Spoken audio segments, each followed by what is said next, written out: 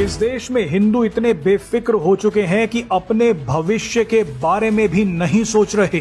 आज भारत में मुस्लिम समुदाय इतना ताकतवर हो गया है कि वो सीएए और वक्फ जैसे कानूनों को महीनों और सालों तक लटका देता है। आज भारत में ईसाई मिशनरियों का इतना रौब है कि वो सरकार पर दबाव डालकर एफसीआरए जैसे कानून को अटका देते हैं। मजे की बात देखिए कि ये सभी कानून बहुसंख्यक हिंदुओं को धर्मांतरण और प्रताड़ना से बचाने के लिए है, लेकिन इन पर वीटो अल्पसंख्यकों का चल रहा है।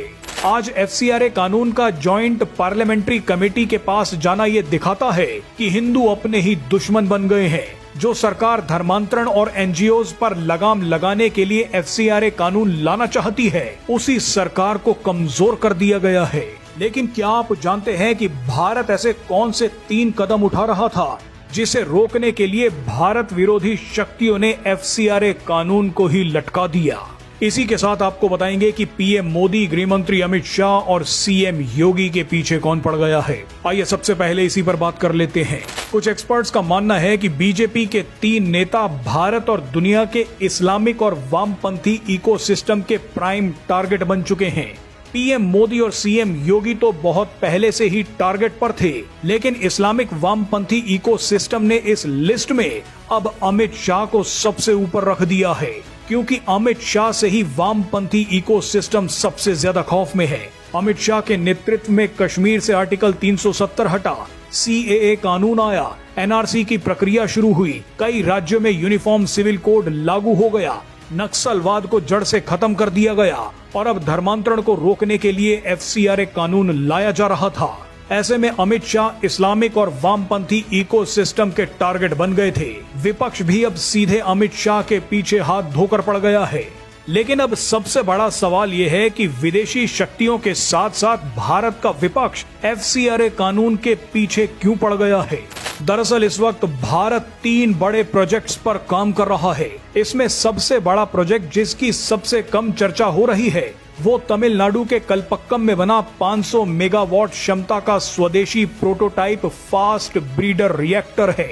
इस रिएक्टर की मदद से भारत थोरियम को यूरेनियम में बदल सकता है।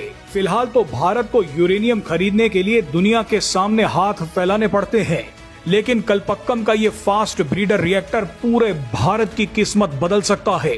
भारत के इस फास्ट ब्रीडर रिएक्टर ने 2 स्टेज पार कर ली है और जैसे ही ये तीसरी और फाइनल स्टेज को पार कर लेगा तो भारत थोरियम को यूरेनियम में खुद ही बदल लेगा। यानी इसके बाद भारत को न्यूक्लियर हथियार बनाने और न्यूक्लियर पावर से बिजली बनाने के लिए दुनिया के आगे झुकना नहीं पड़ेगा। जानकारी के लिए बता दें कि भारत के पास वैश्विक यूरेनियम का मुश्किल से सिर्फ 1-2% हिस्सा ही है, लेकिन दुनिया के थोरियम भंडार का लगभग 25% हिस्सा भारत के पास है। तीसरी स्टेज पार करते ही भारत का फास्ट ब्रीडर रिएक्टर इस 25% थोरियम को यूरेनियम में बदलना शुरू कर देगा।